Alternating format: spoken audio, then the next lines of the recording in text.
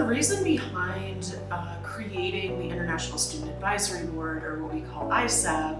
was really reflecting on our own services at ISS, and we were lacking international student voices in the input of our services, the way that we were designing our advising caseload practice, even down to informing our office hours or the type of engagement or co-curricular activities we were creating. So we noticed that there was that internal gap in ISS, which was really the catalyst for why we founded International Student Advisory Board.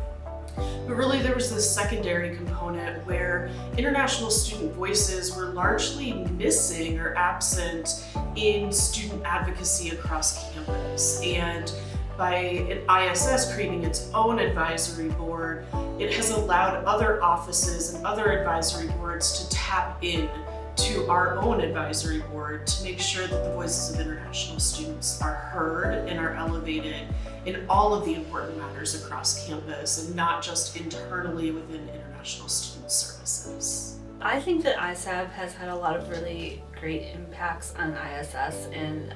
our ability to design things or do things that are helpful to international students. It's allowed us to learn about more student experiences, and we have some undergraduate students, some graduate students, different majors.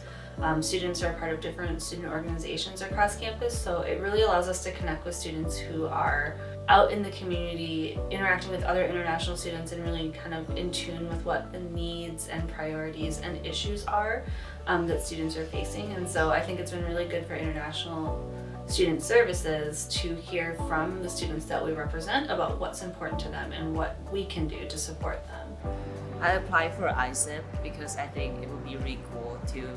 know more international students, and I think it will also be really nice if I can do something for the community of international students on campus. So I became an ISAB member because I've always been passionate about working with international students on issues that impact international students, and I wanted to find a community and also a way to do that here. I think I'm always interested with being active in student extracurricular activities, but what interested me with ISAB is you get to work directly with ISS and within the university system, and you immediately get to see the results that you're advocating for within the university. So as an ISAB member so far, I have contributed to being on a career panel that ISS has hosted. I have also led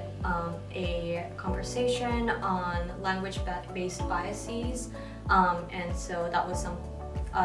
social justice conversation that we had as ISAB as a group. And then other than that, as ISAB as a group, we have contributed to ideas for the International Student Career Fair that ISS hosted last semester. We have also been talking to other organizations and offices on campus like the DDA and ASM. So this year,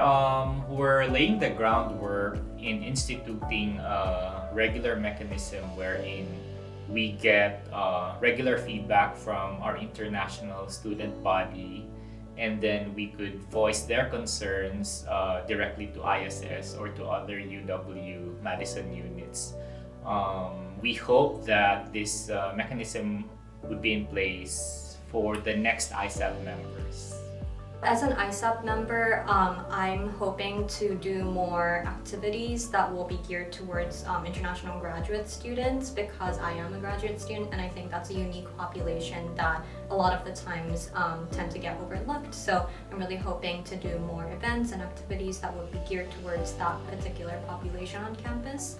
Other than that, as a group, I'm hoping that we will do more activities where we invite other international students and student organizations to come in and voice their opinions and concerns to us, because ISAB is a group where we want to advocate for students, and there should be more opportunities to hear those voices directly.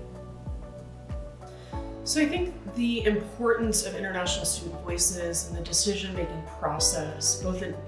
internally in ISS as well as across campus, is extremely important. We would not exist if it were not for the presence of international students on our campus. So for their voices to be absent from our decision-making process seems a little counterintuitive, since that is the population that we are here to serve. And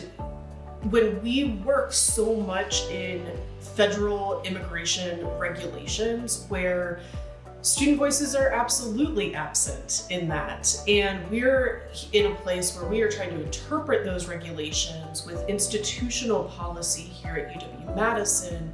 so that we can educate and empower international students to make informed decisions about their immigration status. And on the flip side, it's our opportunity to advocate for international students, again, in the process in which they did not have a voice. And so, again, for us to leave out those international student voices in our own decision-making process does not benefit us, and it does not benefit our students, who we are here to ultimately serve.